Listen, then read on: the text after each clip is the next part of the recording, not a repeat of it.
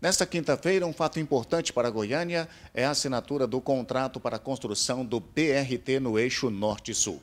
O sistema de ônibus rápidos tem a presença de tecnologia, de infraestrutura e de um projeto que chega a 340 milhões de reais. E um fato importante dessa quinta-feira é a presença da presidente Dilma Rousseff, que vem assinar o contrato e também, junto com o prefeito de Goiânia, Paulo Garcia, dar ordens de serviço para o início da obra.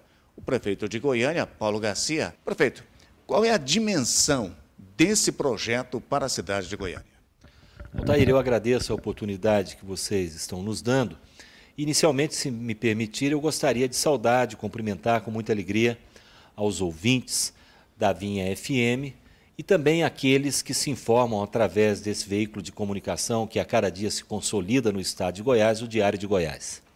Bom, fazendo referência aos informes que você deu, para mim, eu tenho convicção plena que nós estamos vivenciando um momento histórico na cidade de Goiânia. Por que eu dou essa magnitude a esse momento? Porque ao longo desses quase 82 anos que estamos por complementar, jamais houve na história da cidade de Goiânia um investimento de tamanha magnitude na área do transporte e da mobilidade urbana.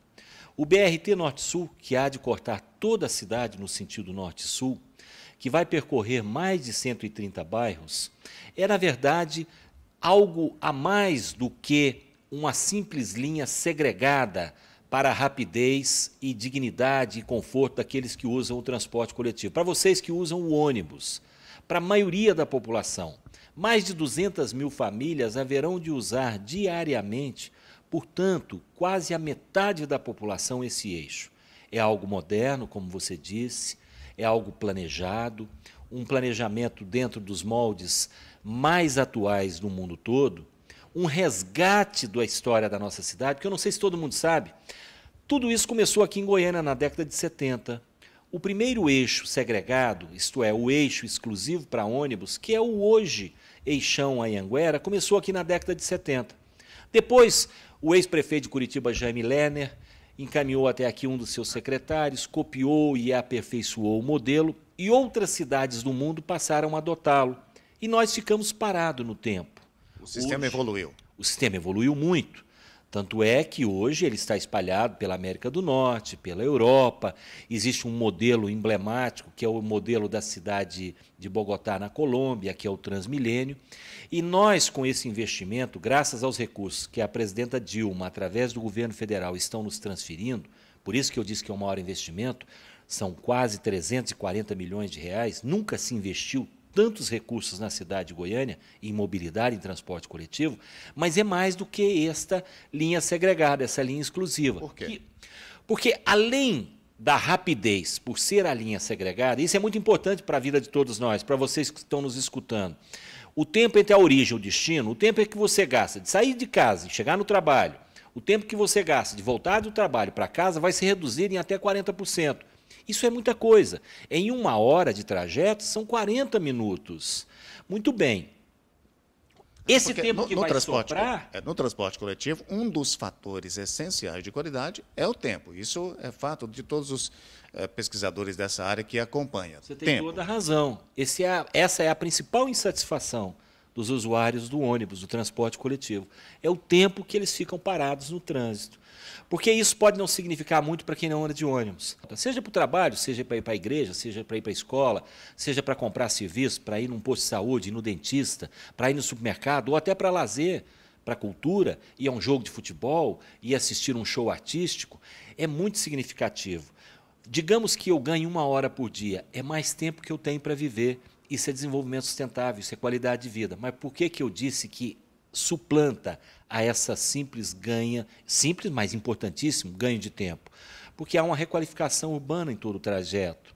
Todo o trajeto segregado será requalificado. São mais de 38 estações novas, adequadas, no mesmo nível do ônibus, com acessibilidade global. São 7 novas estações de transbordo, de conexão. Portanto, é uma mudança ao longo desse eixo norte-sul. É a construção de calçadas acessíveis em todo o seu trajeto. Todas as calçadas serão modificadas nesse trajeto? Todas. todas, na sua plenitude. Nós teremos uma nova iluminação, uma iluminação mais adequada, que promove segurança. Também no âmbito da segurança, haverá um monitoramento eletrônico sincronizado com as nossas centrais por câmeras online durante 24 horas. Isso traz segurança também à população que vai transitar por esse trajeto. Isso vai desenvolver as cadeias econômicas ao longo desse trajeto, porque as pessoas mais seguras, se sentindo mais seguras, elas vão frequentar esses ambientes. Ela vai comprar mais ali, ela vai estar mais presente ali nas atividades que acontecem ao longo do eixo. Portanto, é um momento histórico. E é para nós um momento de muita alegria, porque é um resgate, talvez, do principal compromisso que eu tenha feito na campanha de 2012. Nós vamos dar a ordem de serviço com a presença da presidenta Dilma, dos seus ministérios das áreas afins. Vamos, portanto, dar início ao nosso sonho. Prefeito, por que foi escolhido esse modelo para o eixo Norte-Sul, do BRT? Porque ele é o modelo mais adequado, ele foi analisado por técnicos da área, por pessoas especialistas, pessoas aqui das equipes locais e pessoas de fora. O BRT se adequa plenamente à nossa situação geográfica, às nossas condições econômicas. Há quem diga, por que não o metrô? Porque o metrô também é um modal interessante. Como ao longo de todo esse trajeto, nós vamos ter também a utilização de um outro modal, porque se eu arrumo as calçadas, aqueles que se locomovem como pedestres vão ter a possibilidade de fazê-lo de forma mais adequada. Nós vamos ter ciclovias. Quem utiliza as bicicletas também vai poder utilizar. Mas ele é mais adequado por quê? Então, ele se adequa à nossa situação geográfica, às nossas condições já de edificação da cidade. E é muito mais barato. Ele é mais barato do que os outros modais. Por exemplo, ele é mais barato do que o metrô por debaixo da terra, que é o metrô tradicional. Ele é mais barato do que o veículo sob trilhos, que é o VLT. Portanto, ele está em condições de ser executado na sua plenitude. Essa é a opção. E até porque, ao estudar demanda entre a origem e o destino, o começo e o fim do corredor, nota-se estatisticamente que o volume de pessoas a circular tornam essa cadeia produtiva uma cadeia viável do ponto de vista econômico e que atende aos anseios da nossa comunidade. Prefeito, esta presença da presidente Dilma Rousseff, no momento político delicado, pós-manifestações, é tratado, evidentemente, há sistemas de segurança para todo lugar que a presidente vai, independente, né, do momento político, mas pessoas prometem fazer uma manifestação nesta visita. Como você avalia essa iniciativa dessas pessoas? Primeiro, há de se ressaltar que a equipe de segurança da Presidência da República, e eu já tive a oportunidade de estar em diversos atos onde o presidente ou a presidenta da República estavam presentes, com esta presidenta e com outros, não há nada de diferente, não há nada de anormal, nem mais nem menos. É o que determina o protocolo presidencial e o cerimonial presidencial. Não há nenhum exagero, não há nada avolumado face ao momento político que estamos vivendo. É tudo dentro da normalidade. Manifestações fazem parte de um regime democrático. Desde que elas não sejam pela ruptura constitucional do rito democrático nesse país, não há por que não ouvi-las e até acatá-las, se motivações adequadas elas tiverem. O que nós não podemos admitir, sejamos nós aliados da presidenta ou opositores a ela, do ponto de vista político-partidário, é a presença de grupos extremistas que pregam a ruptura democrática. Nós já vivemos essa experiência no passado. Isso é inadmissível, isso nós temos que combater com veemência. O resto faz parte da democracia. Movimentações e manifestações contra qualquer gestor, em qualquer nível da República, acontecem ao longo da nossa vida. Existem momentos que nós estamos melhor avaliados, momentos que estamos com avaliação menos positiva. Isso tudo é superado com trabalho, com transparência, com combate e resposta aos anseios e àquilo que deseja o homem e a mulher das nossas comunidades, principalmente do país inteiro. Raramente a presidente vem a Goiás e a Goiânia, do que me lembro, só quando ainda era ministra com Luiz Inácio Lula da Silva na inauguração da barragem do João Leite, ainda no governo anterior. Não, ela já esteve aqui poucas vezes, mas em outras oportunidades esteve. Como pré-candidata, ela esteve inclusive nessa sala, almoçamos juntos aqui num pré-evento que ela participaria lá na Federação das Indústrias. E também como presidenta esteve recentemente em uma reunião da Organização Nacional da Construção Civil, lá no centro de convenções, no centro da cidade. Mas, assim, para nós estamos considerando essa a vinda mais simbólica dela à cidade, porque ela vai fazer uma visita à Prefeitura de Goiânia, portanto, como visita à Prefeitura, ao Paço Municipal, é a primeira mulher presidenta desse país que vem ao Paço Municipal como presidenta entregar uma obra de tamanha importância, uma obra que vai mudar a nossa vida, uma obra que vai colocar a Goiânia definitivamente no cenário mundial como uma cidade que se preocupa com a vida das pessoas, que se preocupa com a qualidade do transporte coletivo, que se preocupa com a grande maioria da nossa população que anda de ônibus, que trabalha, que gera riqueza. Portanto, é um fato histórico. A vinda dela é um fato histórico que deve ser comemorado por todos nós, independente de nós gostarmos ou não da presidenta Dilma, de eu ter votado ou não ter votado nela, de eu ser aliado ou não ser aliado dela, ou ser opositor. Ela é a mandatária da sexta economia mundial. É a mulher que comanda a sexta economia de um país no mundo todo. Portanto, é de muita importância, é motivo de alegria. As pessoas espero que se manifestem dentro de um momento civilizado, mas nós não queremos criar para ela nenhum constrangimento, até porque o que ela está fazendo por nós haverá de ser marcado nos anais da história brasileira.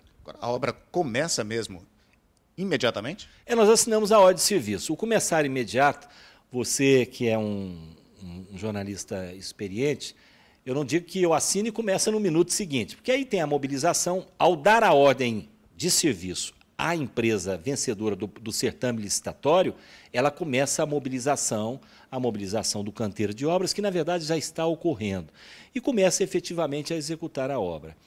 O contrato é de 20 meses, mas o meu desejo é que essa obra seja executada em menor espaço de tempo. Eu gostaria muito de, se não entregar a plenitude da obra, a totalidade da obra, grande parte desse trecho, são mais de 20 quilômetros, quase 22 quilômetros de extensão, eu gostaria de deixar pronto e entregue ainda no meu mandato, que, portanto, eu tenho aí aproximadamente 18 meses de mandato, acho que dá para fazer muita coisa. A Prefeitura tem esses outros 130 milhões efetivamente garantidos para essa obra? Eles estão efetivamente planejados e dentro do nosso planejamento econômico-financeiro para que sejam disponibilizados no momento oportuno. Ou seja, a medição, né, a cada mês haverá um acréscimo na despesa. Sem dúvida, é assim, essas obras gigantescas são assim. A empresa executa, os fiscais analisam, há a entrega das faturas, as faturas passam por uma análise muito rigorosa dos sistemas de controle, há glosa ou não, e o efetivo empenho para pagamento. Como o dinheiro está garantido, o ritmo é constante. Agora, o governo federal ainda tem demandas aí para outros suportes para a Prefeitura de Goiânia? Nós temos muitos investimentos. Por exemplo, os corredores preferenciais ou exclusivos que nós estamos criando na cidade, já temos 3, vamos licitar agora o restante deles, mais 6, que, portanto, vai criar essa malha de intersecção que é o que vai trazer uma satisfação plena ao usuário do transporte coletivo. O BRT é o eixo principal, é a espinha dorsal. O BRT é a espinha. Se a gente estivesse na roça, era a Suan. É a Suan. Mas existem todas aquelas artérias que chegam no eixo principal para dar vazão ao sistema, para quem chega e para quem sai. O senhor já preparou o discurso que vai fazer para o presidente? Eu não costumo preparar muito, não. Quando eu preparo, nunca dá certo, Altair. Quando eu preparo, eu não sei se eu fico tenso, guardando na memória o que eu ia dizer, acaba não saindo aquilo que eu planejei. Vocês podem não acreditar, mas na maior parte das vezes eu falo de improviso. Quando eu falo de improviso, eu me sinto melhor. Naturalmente, existem tópicos. Eu levo alguns tópicos sobre os quais pretendo discorrer. Mas eu não gosto de planejar muito. Por diversas vezes, passei até por constrangimento com a minha equipe de comunicação, eles preparam, depois de conversarem comigo, depois de realizarem um briefing, um texto escrito, e eu deixo o texto escrito de lado e não leio nada que está ali no papel. Aí eles me dão uma bronca danada. Mas nós fizemos, o senhor nem aproveitou. Mas é meu jeito, cada um tem seu jeito. Cada um de nós tem virtudes e defeitos. Eu sou assim, eu me sinto melhor, mais à vontade. Tenho dialogado com as pessoas da importância do transporte coletivo em Goiânia ter ar-condicionado por causa da nossa condição climática. O Biraj Arabudi informou que há uma negociação com as empresas para colocar o ar-condicionado no eixo norte-sul. Isso realmente está garantido? Isso está em negociação, como você mesmo afirmou. Isso aí é a operação do eixo. Nós estamos agora executando a obra de infraestrutura que vai permitir que os ônibus das concessionárias circulem por ele. Aí é a questão da operação, que nós temos aí 18 a 20 meses para chegar a bom termo. O meu desejo é que seja o melhor serviço a ser prestado na história da cidade. Portanto, se o ar-condicionado for fundamental, e acredito que ele o é, principalmente no período de verão, o verão aqui, as estações não são tão definidas, as 4, mas nós temos um período de maior calor e um período de mais chuva, né, onde esfria um pouquinho mais, a temperatura fica mais amena. Eu acho que quando está muito quente, o ar-condicionado é muito bom. Não é? Dentro dos ônibus, dentro do carro, dentro dos ambientes que vivemos, vamos trabalhar por isso.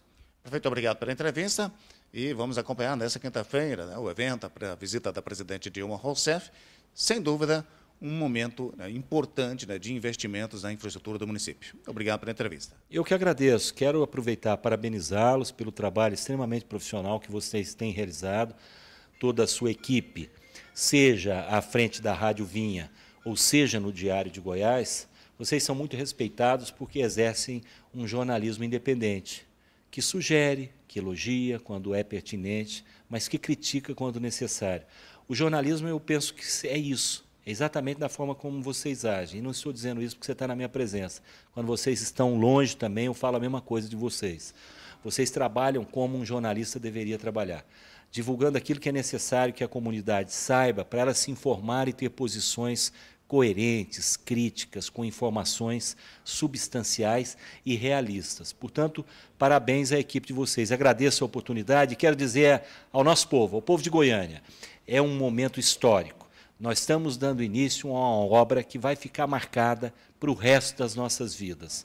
Uma obra que, do ponto de vista econômico, é muito volumosa, são 340 milhões de reais, é muito dinheiro em qualquer parte do mundo, mas mais do que isso, a importância dela é dar dignidade, é dar um serviço de qualidade, é apresentar uma reação prestacional ao clamor das ruas, lá de junho de 2013, quando o principal mote daqueles que foram às ruas era a luta por um transporte de qualidade no país inteiro.